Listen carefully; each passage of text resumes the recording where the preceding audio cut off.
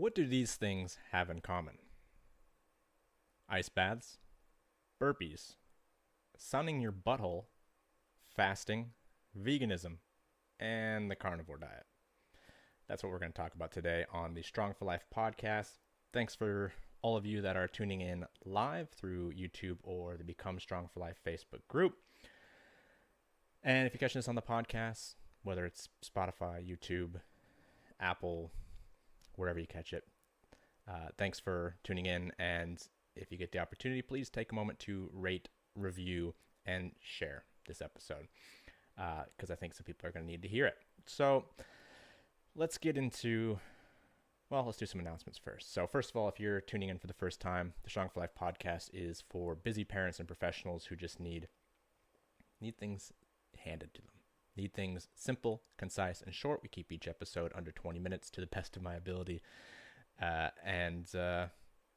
just pick a topic each week, usually something relevant, something helpful, something to make you think, and just focusing on that. So let's look at announcements first. The Strong for Life Members Vault, the online mobile-friendly program and nutrition library, is going to go live at the end of this month. Should be good to go. So if you're not on the mailing list, please head over to the website strongforlife.online. Grab one of the free resources or just sign up for the mailing list newsletter at the bottom of the page. Get on the mailing list so you are in the know when the pre-sale goes up. So if you are interested in having programming and nutrition help in the palm of your hand at a very affordable rate, get in on the pre-sale because you get to keep that price for as long as you want. And that will only happen through the newsletter and for 1 week. So hop on there and stay tuned. Now, we started off talking about some things here. Ice baths, burpees, sunning your butthole, fasting, veganism, carnivore diet. We could throw in things like CrossFit. There are so many things that some well-edited and popular internet video has told you is absolutely necessary for you to get the most out of your training, to get the most out of your health, to become the toughest person in the neighborhood. And the thing is, all of these things, if you enjoy them, do them. If you enjoy them and they bring value to you, do them. I'm not going to take those away from you. I've been getting a lot of flack this last week on my statements around ice baths being no better than a slap in the face and burpees being absolutely terrible and generally not needed for anything.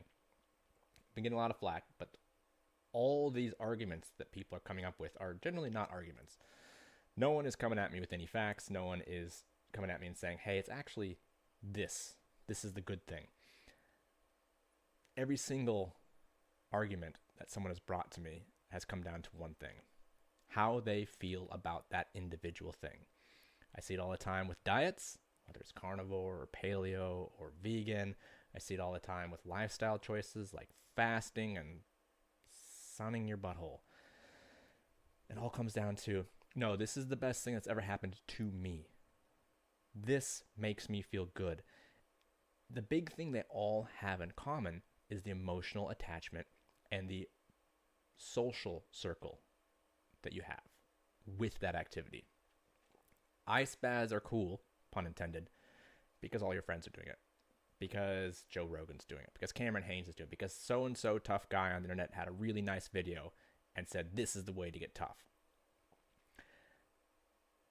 All of these come down to your emotions and your attachment to something and a social circle or cult around it. And it's getting in the way of your success. It is hindering your ability to actually get to where you want to be. And I've worked with a lot of these people. People who are like, oh, veganism changed my life. Well, now it's carnivore. Carnivore changed my life. I have never been tougher since I started doing ice baths. I feel absolutely amazing since sunning my butthole. These are all personal anecdotes. These are all personal stories. Fasting is another one. And I'll go into more detail with that on another episode. The problem is none of these people ever get to where they want to be. They keep applying the same supposed solution to their problems, whether it's weight loss, getting stronger, getting more out of life, feeling great. And they keep applying the same thing and getting diminishing returns over time. But because of their emotional attachment, because of the emotional attachment of their social circle, they keep doing it and expecting something better to happen. And when we look at the dietary things, fasting, veganism, carnivore, paleo, whatever, keto, everybody starts off and they feel amazing. Everyone continues, they plateau, see no more results. The weight doesn't change, their physique doesn't change, and they go, I just need to buckle down and do this harder. I'm not jacked. I need to eat less more often. Why don't I look the way I want? I just need to eat more sticks of butter to stay in ketosis.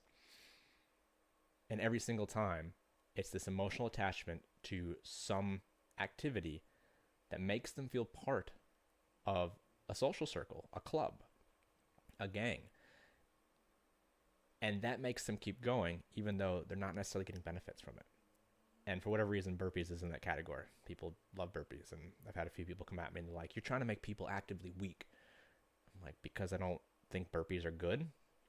I could give you 10 things that are way harder. If you enjoy burpees, they're not tough for you anymore. If you enjoy suffering, great. Suffer.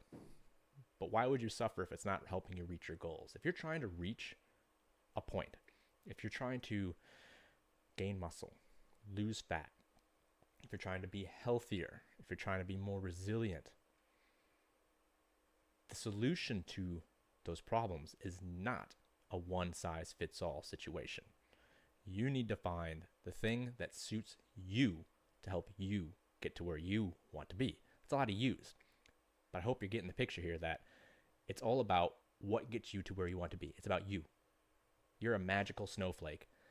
You're not going to have the same solutions that everyone else is going to have. If you love ice baths, they're probably not that tough for you. If you're afraid of physical altercation, you need to embrace that.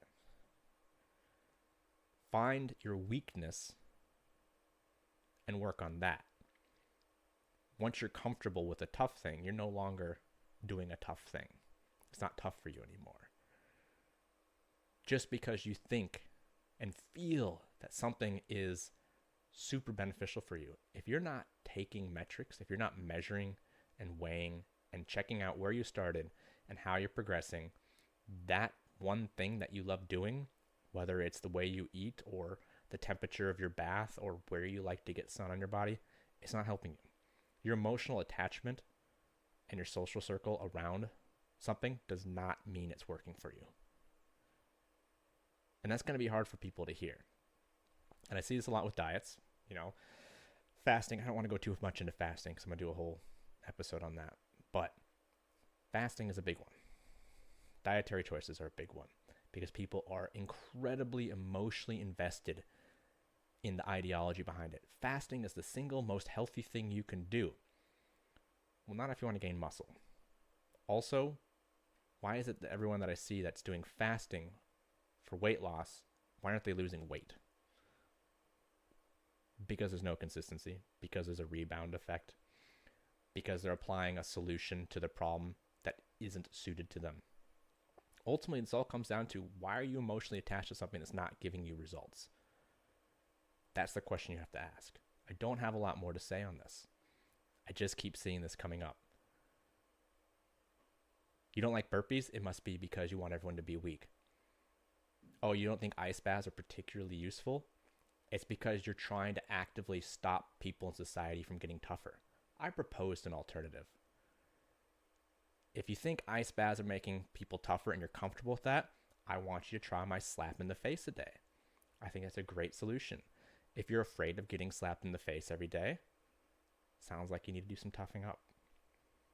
Toughen yourself up by doing something that you're uncomfortable with. That's all getting tough is. Continuing to do things you are uncomfortable with. Someone asked in the Instagram comments, what's a underrated or not heard of exercise that can be used for resilience? Doesn't matter what the exercise is. Just take it to near failure. Take it to absolute failure and do that regularly. That'll toughen you up, and it's targeted toward what you want to achieve. If you want bigger shoulders and you want to get tougher, press heavy things over your head until it's almost going to crush you. That's going to be better than burpees. If you want to be generally better able to deal with stress, build your resilience, you can apply the same formula. Find something you're weak at, find something you're uncomfortable with, find something that is lacking, and take it to an extreme that is uncomfortable. That's how you get tougher. Ice baths aren't magic. Burpees aren't magic. Fasting's not magic. Veganism is definitely not magic. All of these have some benefit, but they're not perfect and they're not necessarily suited for you. And some of them have legitimate detriments. So don't get caught up in stuff that's all feel good because of the stuff you see on the internet. It's all feel good. We're part of this cool community where we all get together and freeze our balls off. And then, huzzah, we're all homies now. That's good. Social interactions are good. Emotional investment in things is good, but not to the detriment of things you actually want to achieve. So think about it.